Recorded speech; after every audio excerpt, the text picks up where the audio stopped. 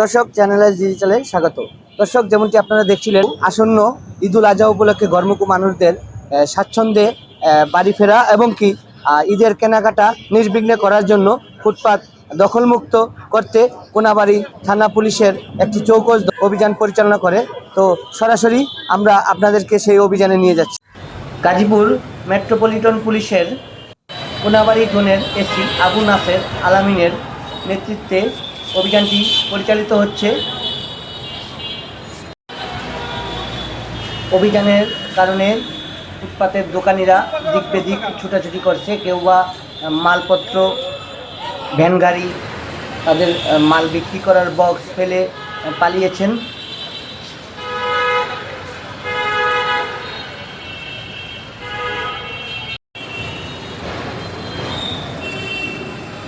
অভিযান চলাকালে ফুটপাত থেকে 10 থেকে 12 জন দোকানিকে গ্রেপ্তার করে নিয়ে যাচ্ছে। আপনারা দেখতে পাচ্ছেন